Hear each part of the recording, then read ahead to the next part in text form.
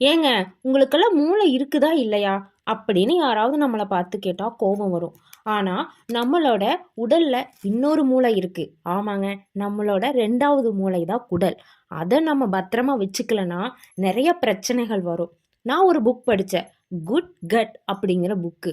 அடடா, அருமையான புக்கு. ஆனால் அதை நான் மட்டுமே படித்து என்ன பிரயோஜனம்? எங்கள் அப்பா சொல்லுவார், நீ படித்த விஷயத்த 4 பேருக்கு உபயோகப்படாமல் நீயே வச்சுக்கிட்டினா அது நீ படித்ததுக்கே அர்த்தம் இல்லை அப்படின்னுவாரு. சரி, 4 நல்ல விஷயங்களை உங்ககிட்ட ஷேர் பண்ணிக்கலான்னு அப்படின்னு நினச்சி வந்திருக்கேன். நான் உங்கள் நித்யா ஸ்னோபல். நீங்கள் கேட்க ரெடியா? குடல் அப்படின்னு சொன்னால் நம்ம என்ன நினைப்போம்? ஏதோ வயிற்றுக்குள்ளே இருக்குதப்பா அந்த குடல். அது நம்ம சாப்பிட்ற சாப்பாட்டை செரிமானம் பண்ணுது. காலையில் சாப்பிட்றோம், அது கிரைண்டர் மாதிரி ஓடுது. அப்புறம் வெளியே போகுது. அதுதான் நம்மளுக்கு தெரிஞ்ச குடல். ஆனால் இந்த குடல் தான் 70% நோய்கள்லேருந்து நம்மளை பாதுகாக்குது. அதாவது செகண்ட் பிரெயின் அப்படின்னு சொல்கிறாங்க. நீங்கள் இந்த குடலை மட்டும் சரியாக பார்த்துக்கிட்டீங்கன்னா 70% நோய்களை வரவிடாமல் தடுத்துடலாம். இப்போ நம்ம சளி காய்ச்சல் அப்படின்னு என்ன நினைக்கிறோம்?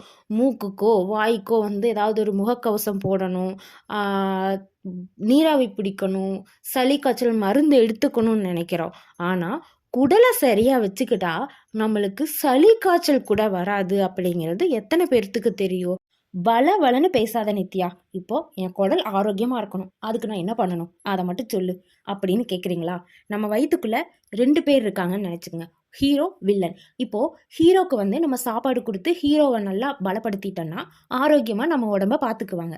இதோ வில்லனுக்கு நம்ம சாப்பாடு கொடுத்து அவனை நம்ம பலப்படுத்திட்டோம் அப்படின்னா உடம்புக்கு தேவையான கெட்டது, தீங்கு, நோய்கள் இதெல்லாமே கொண்டு வந்துடுவாங்க. சரி, ஹீரோக்கு நல்லது செய்ய என்ன மாதிரி சாப்பாடெல்லாம் நான் என் வயிற்றுக்கு கொடுக்கணும் அப்படின்னா உங்களுக்கு தெரிஞ்சது தான், கீரை, பழங்கள், காய்கறிகள், இயற்கை உணவுகள் இது போல். சரி, கெட்டது வில்லனுக்கு நான் என்ன மாதிரி ஃபுட்டு கொடுத்து அவனை வளர்த்துறேன் அப்படின்னு கேட்டிங்கன்னா அது பீஸா, பர்கர், சோடா இதெல்லாம் எனக்கு தெரியுமே நித்யா அப்படின்னா. ஆனால் அதை நம்ம ஃபாலோ பண்ணுறது இல்லை நிறைய நேரங்களில். இதில் என்ன ஒரு விஷயம்னா, நம்ம ஹீரோக்கு சாப்பாடு கொடுக்கல அப்படிங்கும்போது வில்லன் சார் என்ன பண்ணுறாரு, நம்ம குடலையே அரிச்சிட்றாரு. அதாவது ப்ரோபயாட்டிக், ப்ரீபயாட்டிக்னால நிறைய விஷயங்கள் சொல்கிறாங்க. தயிர் போன்ற விஷயங்கள்லாம் நம்ம டெய்லி எடுத்துகிட்டு வந்தால் நம்ம குடல் ஆரோக்கியத்துக்கு நல்லதுன்னு சொல்கிறாங்க. அது ஒரு நாளில் ரிசல்ட் தெரியுமான்னு கேட்டால் தெரியாது. கொஞ்சம் கொஞ்சமாக நம்ம ஹீரோக்கு நம்ம ஸ்ட்ராங் பண்ணும்போது அது நம்மளோட உடல் ஆரோக்கியத்தை பாதுகாக்குது.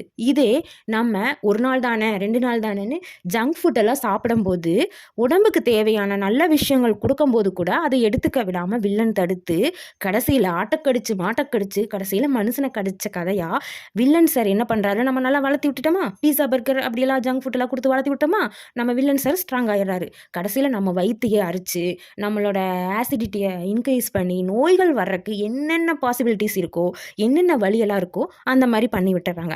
கடைசியில் நம்ம மறுபடியும் எங்கே போய் நிற்கிறோம்? ஹாஸ்பிட்டல், இந்த மாதிரி விஷயங்களில் போய் நிற்கிறோம். நம்மளோட ஹெல்த்தும் பாதிக்குது.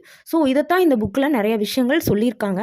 பட் சிம்பிளாக சொல்லணும்னா, எனக்கு தெரியும் ஆனால் நான் பண்ண மாட்டேன் அப்படிங்கிற மாதிரி இல்லாமல் இனிமேலாவது கண்டிப்பாக மக்கள் கொஞ்சம் ஆரோக்கியத்தில் கவனம் செலுத்தி நம்ம இயற்கையான ஃபுட்டு லைக் காய்கறி, பழங்கள், கீரைகள் இந்த மாதிரி நிறைய விஷயங்கள் எடுத்துக்கும் போது நீங்களும் ஆரோக்கியமாக இருக்கலாம், உங்கள் குடும்பத்தையும் அழகாக பார்த்துக்கலாம்.